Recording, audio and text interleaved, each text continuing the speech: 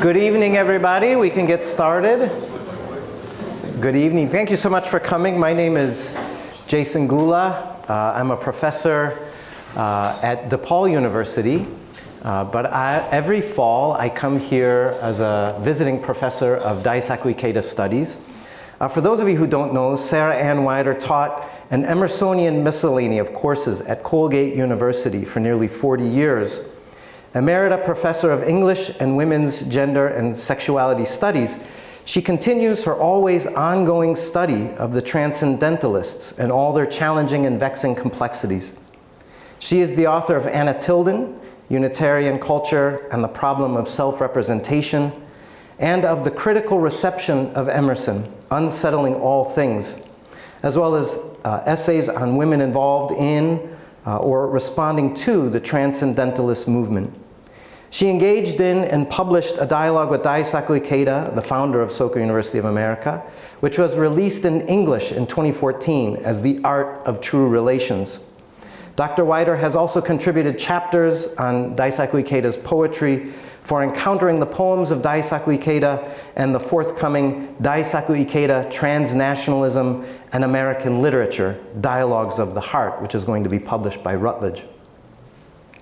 Sarah Wider indicates, this is wonderful, that she treasures the many ways in which she has been able to be a part of the ongoing and generative dialogues with those at the Ikeda Center for Peace Learning and Dialogue in Cambridge, Massachusetts, and with the Women's Peace Committee, and with students and faculty at Soka University and Soka Women's College in Japan, and right here at Soka University of America. Please join me in welcoming Sarah Wider. Thank you.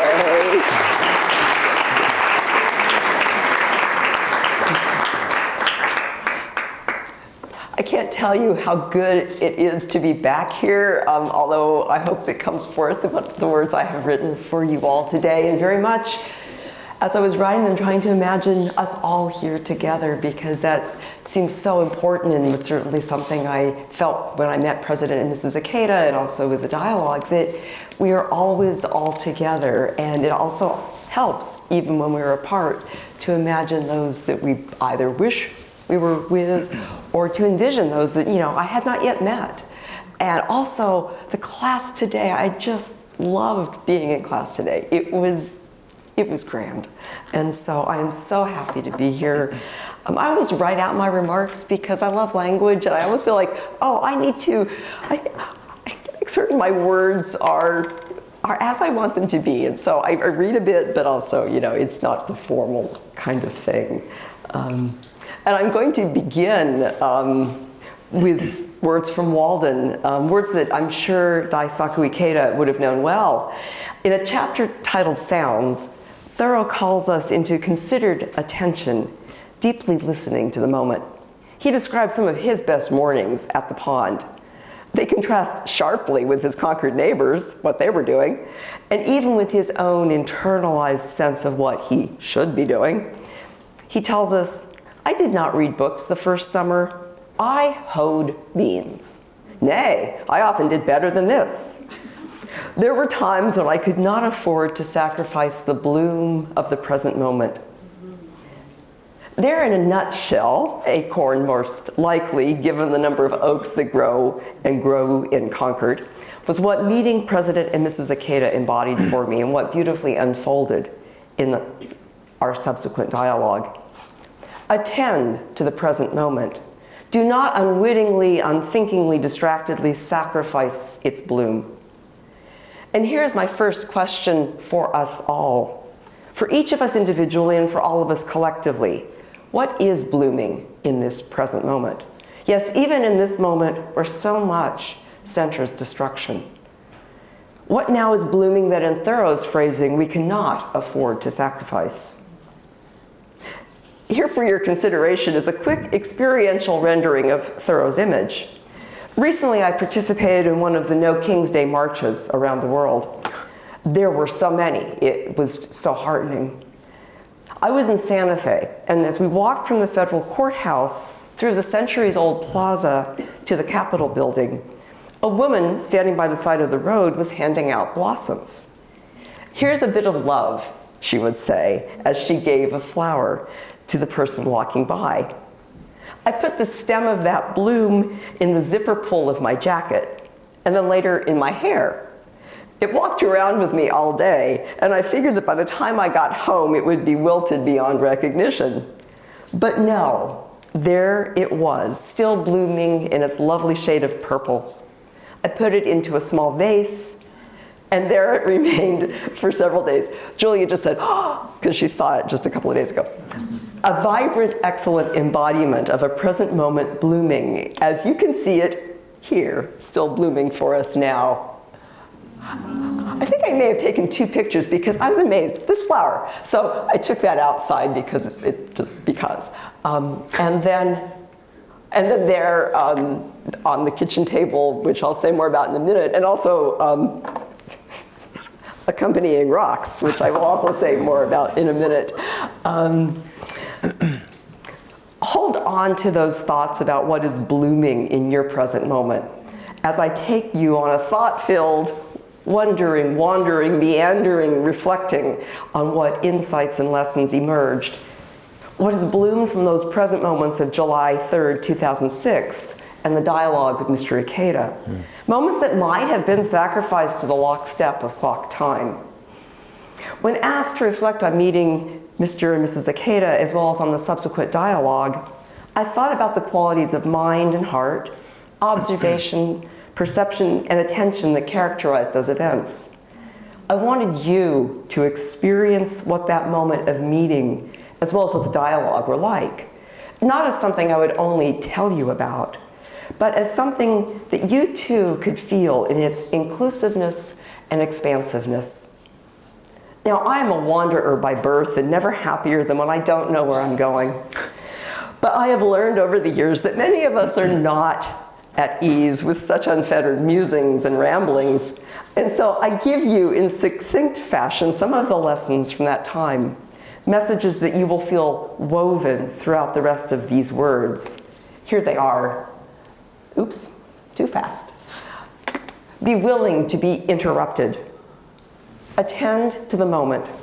In every moment, look always for what encouragement can be offered, especially when that moment may be one of interruption, even disruption. What encouragement does this moment call for? Now, hold on tight, because we are about to embark on an extended musing meditation, one which might seem out of place in an academic setting. But with you as listeners here at a university that centers understandings of interconnectedness, I trust your larger listening, your patience, curiosity, and interest in seeing how it all connects. As Mr. Ikeda said, quote, all phenomena in the universe exist within the context of mutually supportive relationships. In this view, nothing exists without meaning, and nothing is wasted. Writing this talk for you, I have been all over the place. In my Hamilton study, looking out the window to the maples, not intensely colorful this year given the uneven rain through the spring and summer. Sitting here, as I am in this moment, a different here, but where I was then sitting, you just saw, at the beloved kitchen table of my childhood, a space where as an adult I would sit with my father in the morning. We would drink coffee, the New Mexico light coming in the window doors, talking about the world, where it had been, where it was now, solving all the dear world's intractable problems, and then getting up the next day and doing it all over again. Now that table no longer sits in my parents' house, but it is in a small house in Placitas, New Mexico. From there, I look out the windows to the mountains. I'm always looking to the mountains, even when there are no mountains around. How we need mountains in our lives. I am looking, when I was writing this, to the Sandias, seeing a blaze of bright yellow from the aspens at the height of their fall colors. As you can see, just a little bit. They were kind of past, but you can kind of see that lighter color.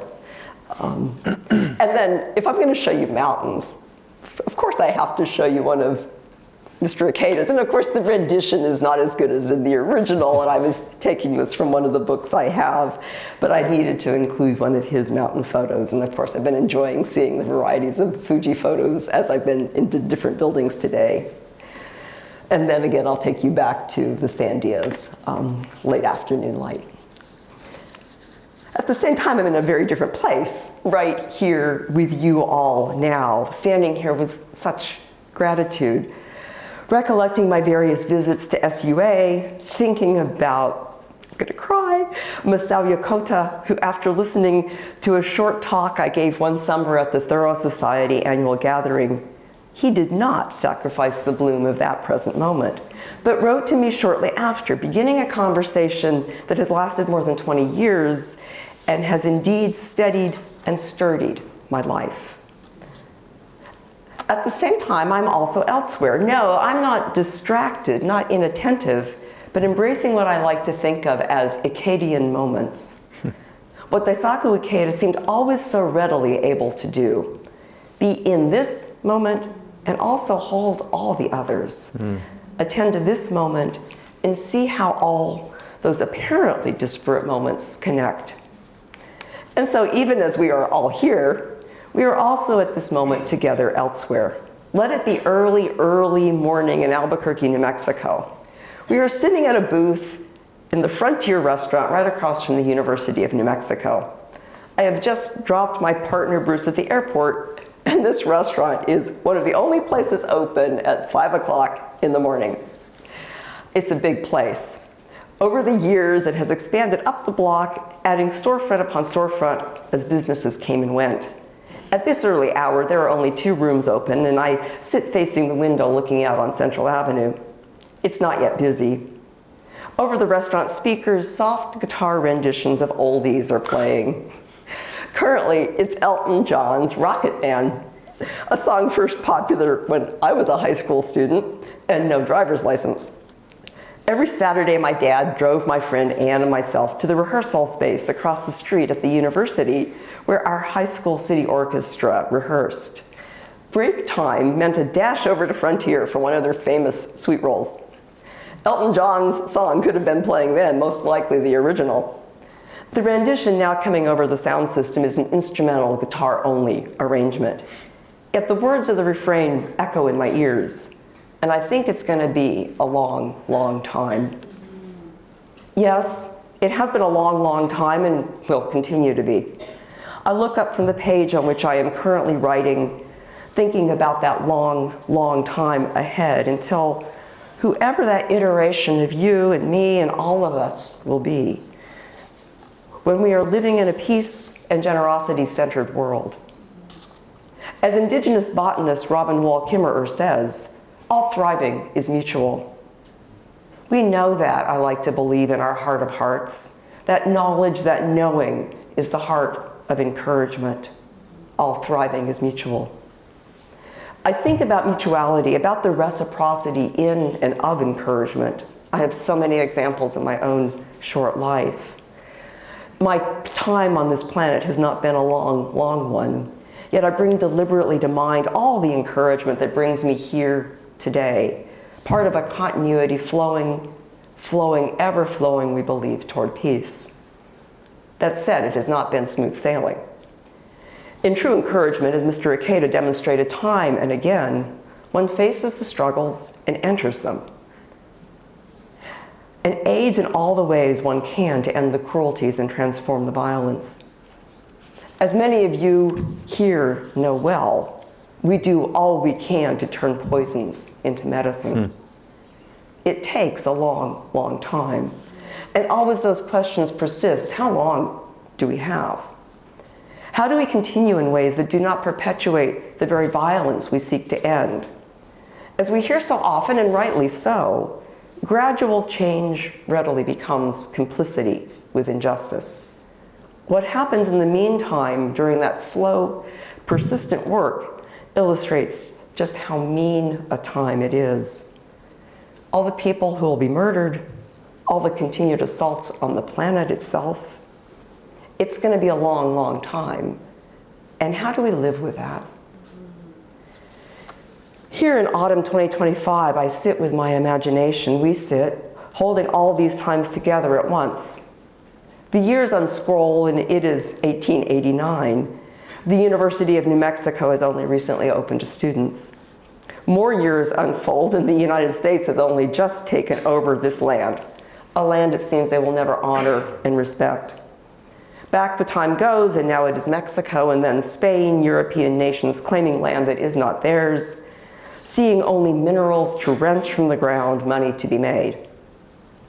Time continues to unspool in my mind, and here now are the original peoples of this land, people who remain integrally part of this sacred place, where they have lived from time immemorial, as the saying goes. Isla de Pueblo to the south, Sandia to the north, reminding us outsiders what resistance and persistence and resilience look like.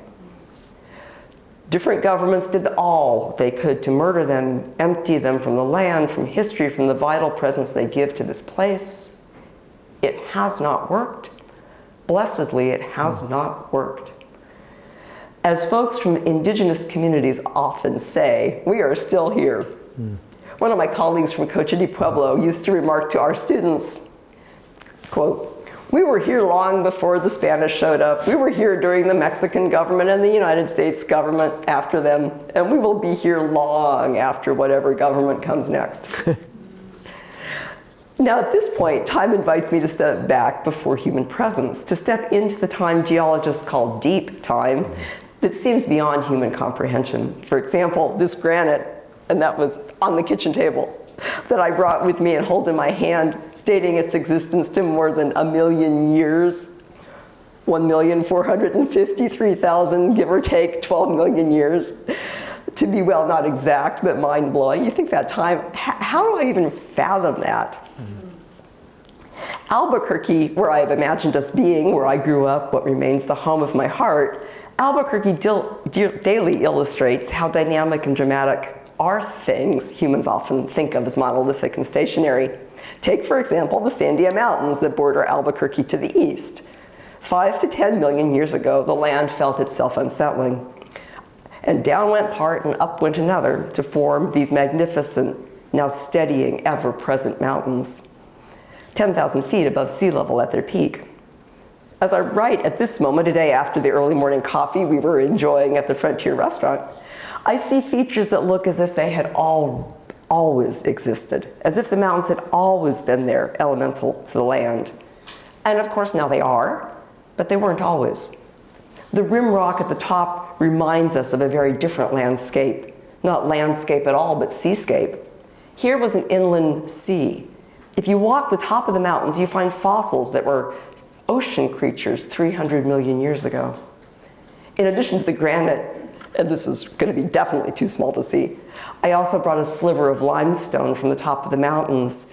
And with close attention, you can see the embedded shapes of those animals, that eons ago moment speaking to this, our moment.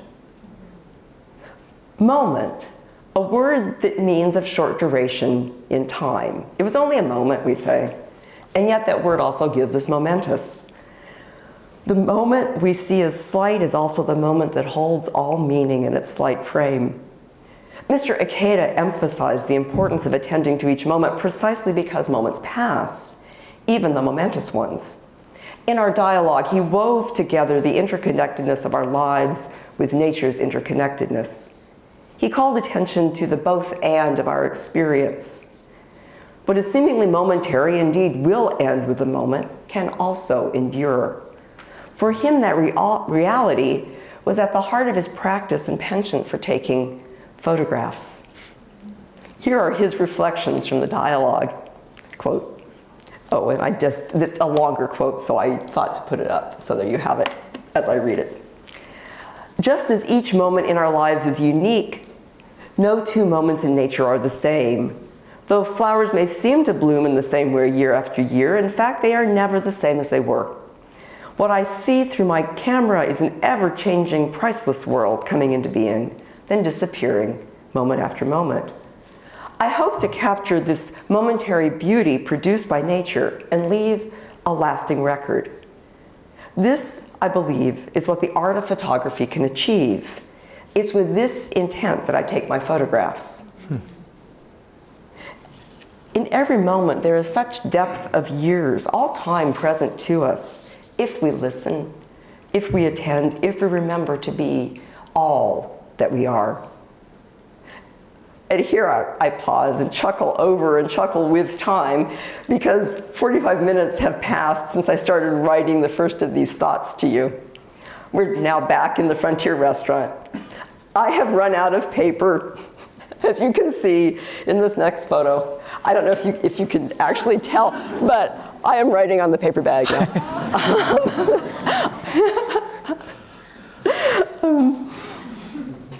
And that's the bag that carried home the rest of the cinnamon roll. I have also ran out of time as measured by how long Frontier's free parking lasts.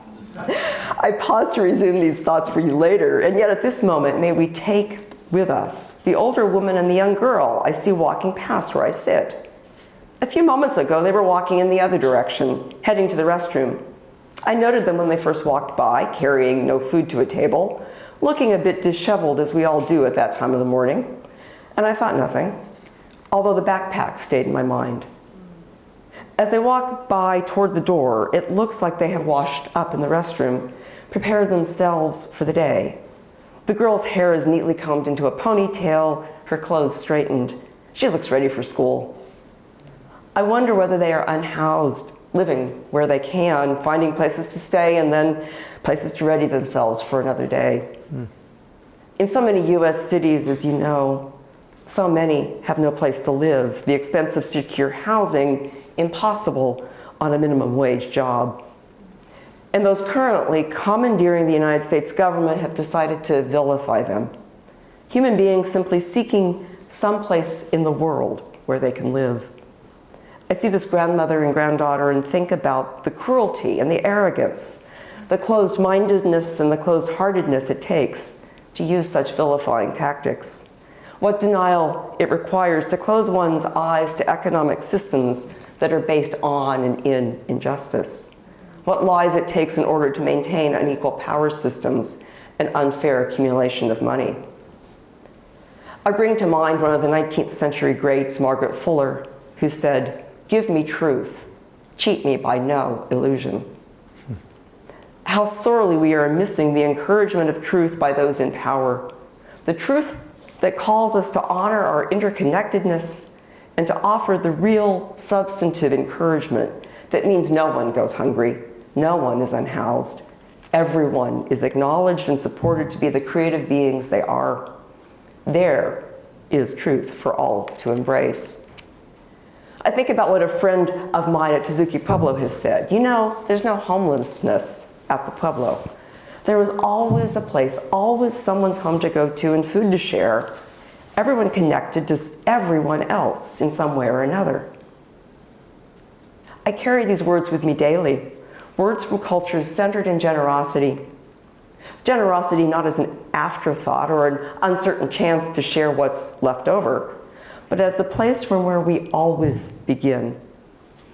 To be human, to be in community is to share. When that is not one's behavior, some disorder has entered one's being, lessened one's very humanity. Cultures of generosity, communities of sharing, imagine that. The place where we all want to live. I bring to mind the words from the wonderful song Crowded Table by the women-led group The Highwomen, with the lyrics, "I want a house with a crowded table and a place by the fire for everyone.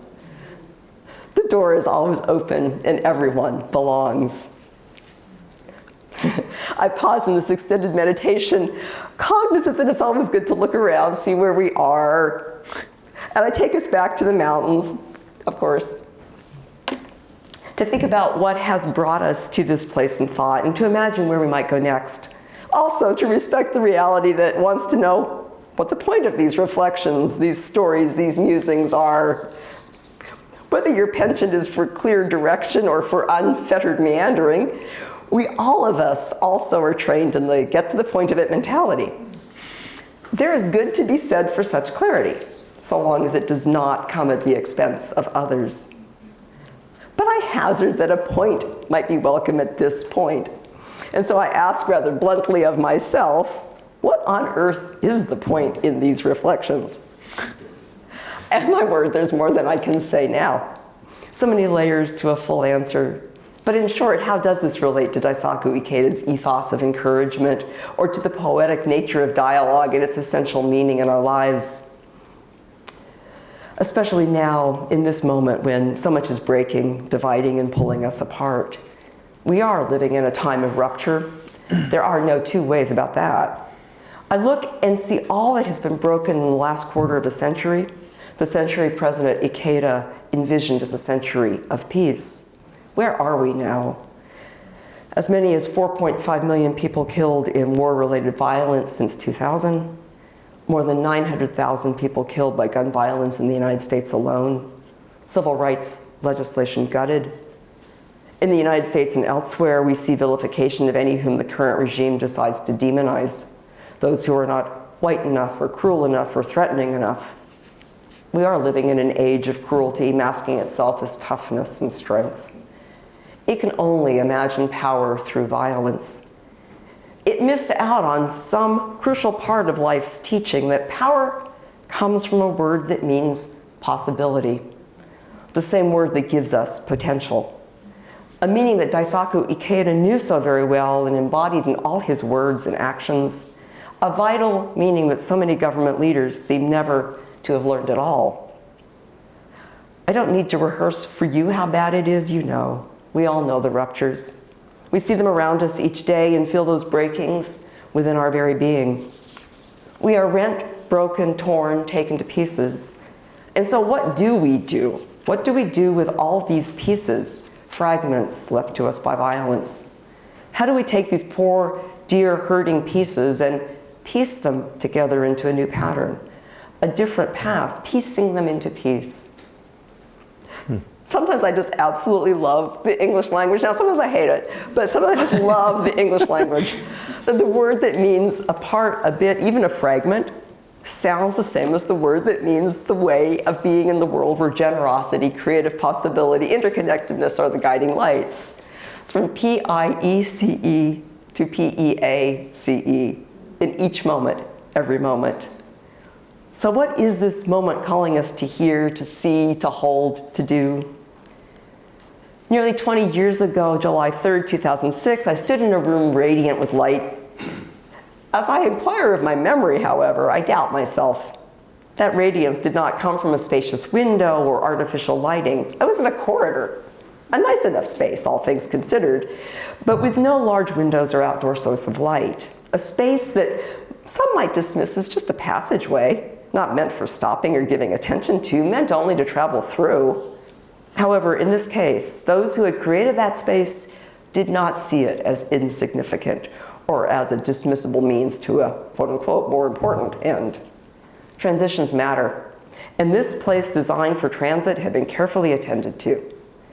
One of Mr. Ikeda's photos in large format hung on the wall, and a beautiful array of flowers adorned a pedestal. There was beauty in that passageway, light waiting to radiate to anyone who stopped long enough to see, light created by the moment, within that moment. President Ikeda had just received an honorary degree from Mejo University in Thailand. Technically, he had no time to speak of. I am sure his daily schedule was tightly packed with moment back-to-back appointments measured, I would wager, almost down to the second. But somehow he found time, took time, made time to meet a visiting Transcendentalist scholar from the United States. His staff opened 15 minutes in his schedule. He allowed himself to be interrupted. He opened and saw possibility in this rupture, and so there we stood, Mr. Ikeda, Mrs. Ikeda, myself, Mr. Yokota, the wonderful translators without whom none of this would have been possible. Other staff members standing there together conversing. There he was, acknowledging my work as a teacher and thinker, acknowledging that work is essential for weaving the fabric of peace. We all are weaving things together all the time. At that time, I was, well, not quite unraveling, but a bit pulled apart. My parents had recently died. I no longer have my beloved family home to return to in Albuquerque. The genetics that gifted me with an amazing sensitivity to the world had also gifted me with chronic migraine and vertigo. And I was, and always am, still learning how to live now in this body, to attend to and be in whatever the moment brings, whether pain or joy, dizziness or stability. At work, well, I loved teaching. I loved working with those in my classes, introducing them to mind-blowing essays and poems and stories so that we might think together about what matters most in this world. My pedagogy was eccentric to many of my colleagues, student-centered, fluid, allowing the moments in class to shape what we thought about together that day, where we would go. We were never on a linear point A to point B path.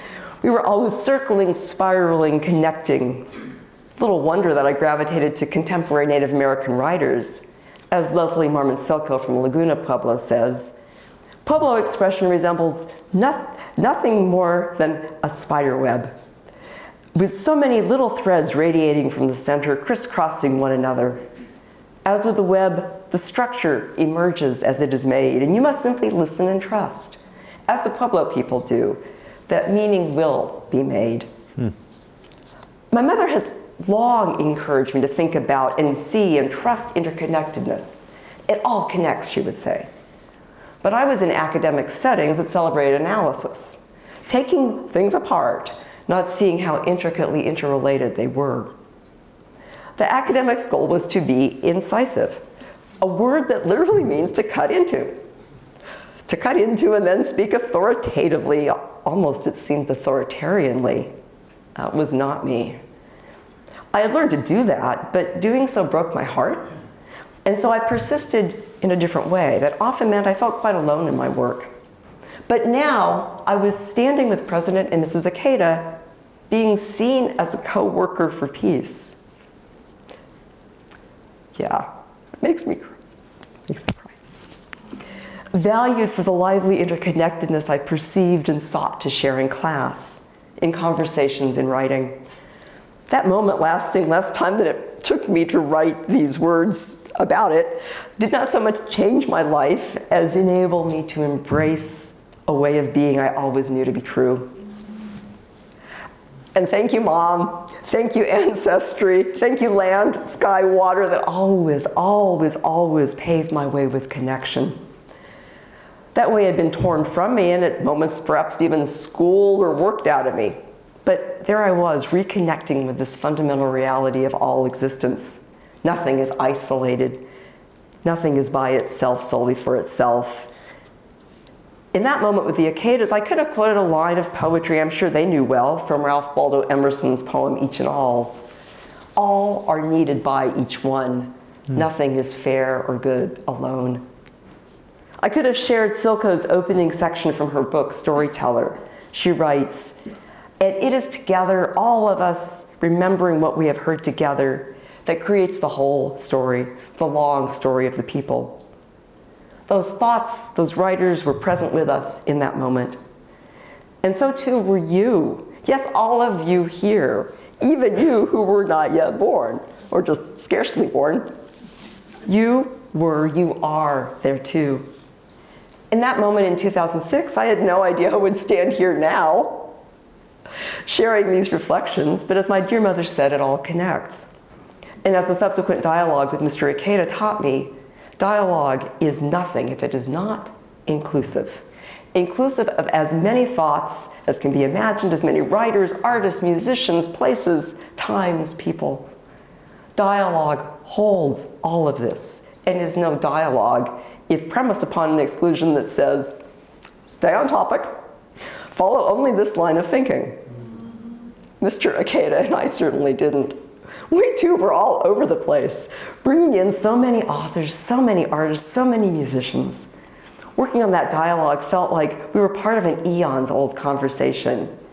Yes, of course, with those voices from the past, Margaret Fuller, Goethe, Queen Tramala, Whitman, Menuhin, but also with the places we knew well.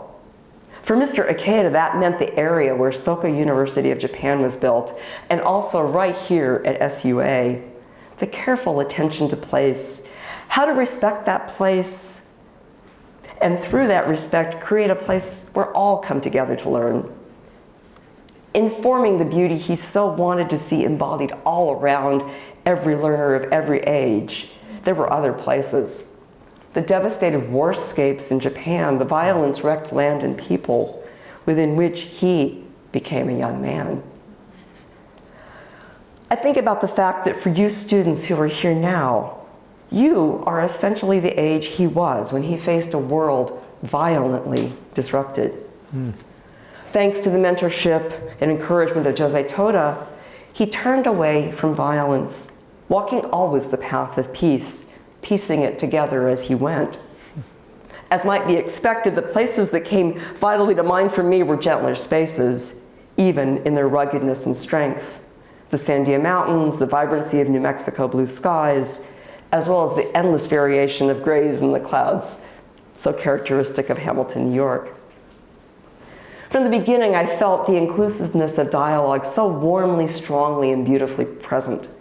In part, this occurred because our words were almost immediately serialized, released soon after we spoke them and wrote them.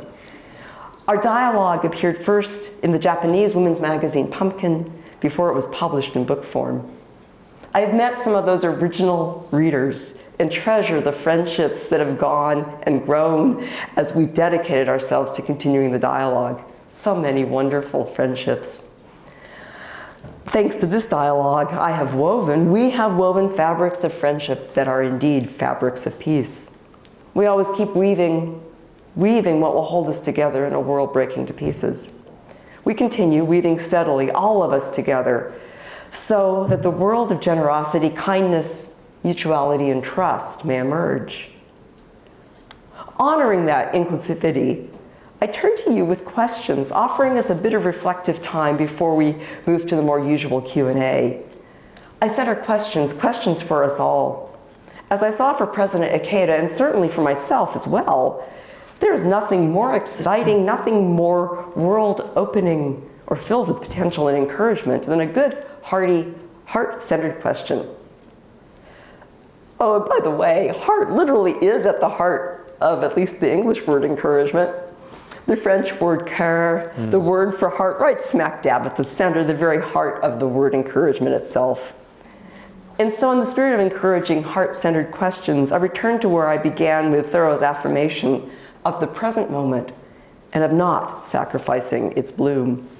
I blend this with the profoundly important work of encouragement and ask you in these next moments to think about what blooms you have encouraged or are presently encouraging others not to sacrifice. Think about those who have done the same for you. Then take it further, that necessary and all-important step, and brainstorm ways of encouraging generosity in our every moment. What ways do you see, and indeed have you already seen, to encourage us always to center generosity in all that we do? And so I invite us to take a few moments and reflect on whatever these prompts speak mostly and more resonantly to you now, and I actually have them there in case you need them. I also encourage you, of course, to follow your own heart in its present musings, wherever those lead. If you have pen and paper and you want to, jot down a few words or draw a picture of your thought, feelings, whatever suits. I'm going to keep the prompts on the slot on the screen and then, call us back in a few moments. But just take a few minutes to gather some thoughts.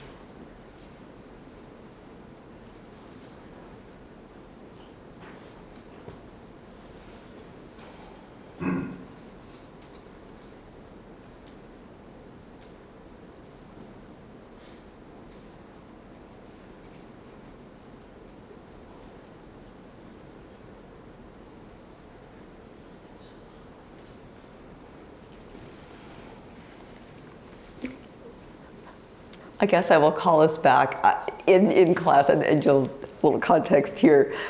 This was actually when I was first teaching at Colgate. It was so funny, the chair of the department comes to observe your teaching, the new teacher. And he was wonderful. In fact, I love these connections. He was a person who was hired at Colgate as a Milton scholar. But when he was there, like his first couple of years, he saw this sign on the door that said, if anybody wants to learn Japanese, come on such and such a day. So I said, yeah, of course, I'll try that. And he went on, and he was gifted with languages. He became, I would think, almost what you might consider fluent. He took our study group that went to Japan. He led walking tours in Japan, an amazing person. So I got lucky with him as the chair when I first was hired. But he came to my class, and he said afterwards, Sarah, I was amazed at how much silence you would allow to occur in class. Because it's hard, right? Especially for those of us as teachers. And so I'll call us back out of that silence. I'll encourage us all to remember the precious gift that silence can be certain kinds. And so we don't even have to turn to this. If there's anything there, I'm going to also turn to Jay, because he very kindly offered to do this sort of intermediary of like, oh, anybody who have questions. So I am delighted to hear from you all now, and look forward to our conversation. Yeah.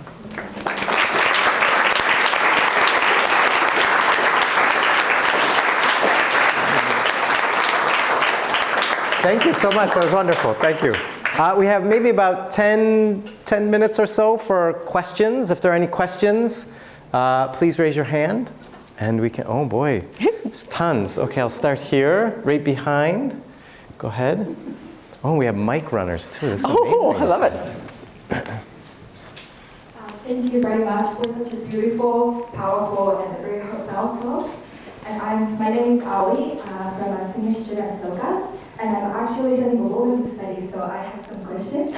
So first is, so you are studying about Transcendentalism, which is about pleasure and image, inner self and imagination. And I think I see the interconnectedness between this philosophy and also poetic spirit. But actually, how do you think how that actually intersect with each other? And also the second question is, provided with the histories that women used to live in harsh history and reality, how can women be really, how can women be like self-reliant and trust their own like identity when the society or like law or like institution tries to deny and not even like see them as a legal people? Yeah. Wonderful questions. And when I think about the interconnectedness, like with Transcendentalism and the poetic spirit, I'll go to Emerson, because he had such a powerful understanding of poetry. It was this creative spirit. He said that we are all poets, and that we are all expressive beings, that, of course, his language was gendered. The man is only half himself. He would say the other half is his expression. And he felt like poetry was that which was a way that human beings had of manifesting, much larger, much deeper meanings that really structured all of the universe in a beautiful, powerfully creative, uplifting way. And so in that way, it's like if we could just see ourselves and also step aside from all of the negative language that says, in this case, you're not a poet, you don't do it the right way, your language, he was so keen on saying to every person, you have your own gift within you. He talked about every individual as being what he called a necessary actor, not actor on the stage, but somebody who had something only they could give to the world. And of course, you see how connected that is with Daisaku Ikeda, and how that must have really resonated for him as he was reading Emerson. And so I can also say, just from the 19th century, the way that women in the 19th century who were able to hear Emerson oftentimes speak, because he was a lecturer, they found that message so empowering. And later years, people go like, well, did the women just go like, no, it's not us? but that's actually not true. And I found the letter, or one of the letters, where her name is Sarah Clark. She was an aspiring painter. There were no professional women painters in the United States at the time. And so, but that was her passion. That was what and she was really, she was good at it too. But she is attending Emerson's lecture that becomes self-reliance. And she writes to her brother, who was then in a different city, and here is Mr. Emerson, and I can't quote it exactly, I remember that phrase, where, telling her to follow, or telling his listeners to follow what they know so deeply within themselves. And then she also had a very good friend, and this kind of goes to another part of your question about how now. She had a good friend, Elizabeth Peabody, who knew a painter, he was a very prestigious painter of the day. And she talked to him and said, well, did you see my friend Sarah? And sure. And he looked at Sarah Clark's paintings and said, Miss Clark, you have a future as a landscape painter. Mm-hmm. And she went on, that was her life. I mean, she painted and it just did amazing work. And so there, in a nutshell, I mean, it's kind of the strength from within, hearing somebody speak to the strength, Emerson speaking to the strength within each of us, right? And so that all of a sudden you go like, oh yes, I have that strength. And it is hard. We all know, for any of us who have been in that situation where you get cut down, you get told you can't do it, you get told that's a stupid idea, or oh, that's silly. There is a place within us that still resonates and knows this powerful thing that we want to do. And I so appreciated people like Emerson, like Mr. Ikeda, who gives us language to bring us back to those moments. And then it's our friend, it's others too, it's the encouragement. Elizabeth Peabody for Sarah Clark, all the varieties of people that have encouraged other people so they might become. And then it also, I think, comes to us, it's like, how can I encourage, whoever it is? I certainly have seen that in my own life. You see somebody who's just so demoralized, and you think, oh, I just see you in a way that you can't see yourself right now. How can I help this person see something a little different? So I think and we need that right now, to really be encouraging each other and seeing this lovely gift each of us has, and to celebrate it as much as we can, yeah. Okay. Next question, yes, right here. Thank you very much, Professor. My name is Mark. I'm a junior here at SOCA, and I'm originally from Russia. And thank you very much for giving such a poetic lecture. I really envisioned everything you said. Hopefully, at least I tried. And what a worthy moment. I feel badly because it's passing so fast. I've noticed that in our world today, especially in 2025, with technology and artificial intelligence, everything is going so fast. Yeah. We'll lose track, and while all of us are trying to focus on creating value, it's really the question of how can we focus on doing that? In fact, from one of my professors, she's an economics professor, I think she's here, Professor Dia, she mentioned that we as society often forget that we can preserve or bring value because we focus on the profits right here today. So my question for you would be, how can we focus on the moment now when there are so many distractions happening around us due to a variety of reasons? Yeah, and and I think, so here's like the here's the pre-thought before the thought. That again, I keep going back to this, or in my own mind thinking about how it is that we strategize with each other. Like, what has worked for you in the moment? I know people will talk about the breath. Sometimes I've used that. But oftentimes it's, of course, for me, take you back to, it's being able to say, oh no, I have to look out at the light, and being able to be in a space where there's natural light coming in and you can actually see the world around you. Or, again, this is a story from a colleague who said that there were times that he was not from the United States culture, and he was used to a culture in which people, if you asked them how they were, they would actually tell you how they were. It wasn't just, oh, fine. You know, and so he realized how important it is to, when you're greeting somebody or you're with somebody, to do what we do sometimes now called check-ins. And I think that we have to really be very attentive to ourselves, going, do I really need to hurry so much?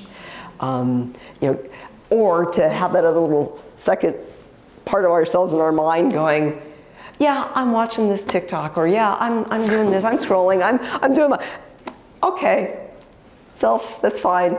But maybe take a moment, and you know, especially things like savoring. It's like, you know, because I do it too. I'm just eating. I'm not thinking about what it tastes like. But oh, to savor the sweetness of something, right?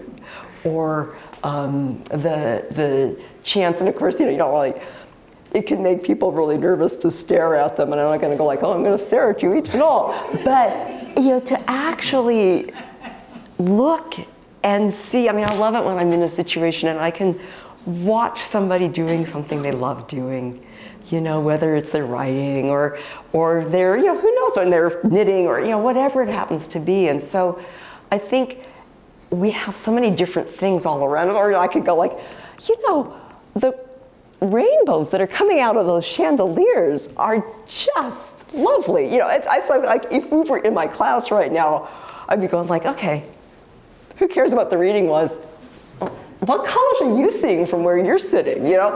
And so it does require that kind of almost odd interruption to create the focus, which sounds counterintuitive, but sometimes it kind of just brings us back to ourselves and brings us into a place of where we actually can be together, feel like we're each with each other and looking at the same thing at the same time.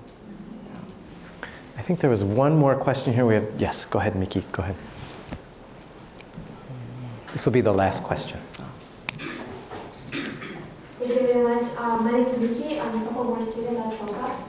And then I think it's really important to acknowledge the mutuality with others. And I love this concept because this concept is teaching not only about how much we owe to others, but at the same time how much our presence or our existence contribute to others' lives.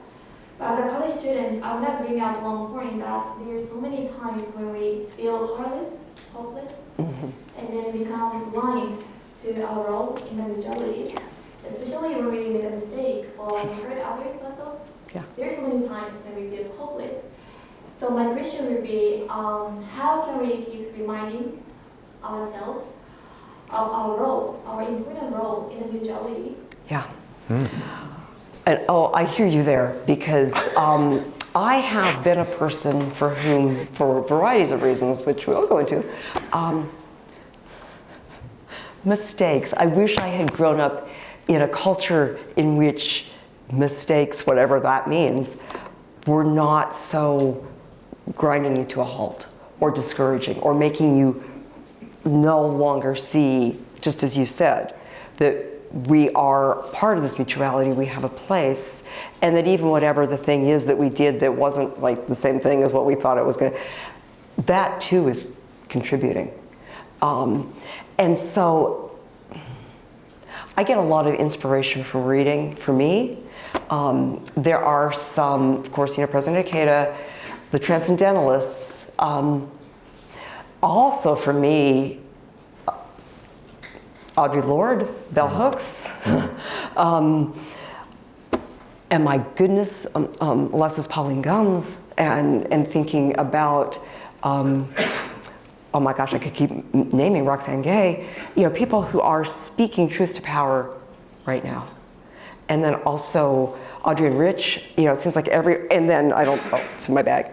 I picked up Denise Levertov, who, bless one of my teachers in college who is still alive. She's in her 90s, she's doing well. I can't wait to write to her about this. But she introduced me to Denise Levertov's poems, and Denise Levertov was somebody who was protesting the injustices, Vietnam War certainly, and all the way until, I can't remember exactly when Levertov passed, but I think it was like maybe 2007, something like that. So she's writing also about everything up until that time. And so I take such heart in seeing both, and obviously there are a lot of them are women, struggling within this situation where they feel like they're not doing enough, or they feel like it's not being heard, or maybe it wasn't maybe it wasn't the best thing that they could have done, but it was what they could do in the moment. And then reflecting on it, and then again building community, both with the people that they knew, like Kitchen Table Press, I always loved the name of that created so many fabulous, really seminal works for those of us who were coming of age in the 1970s. But also to know that there was an audience they were speaking to that in some cases hadn't yet been born.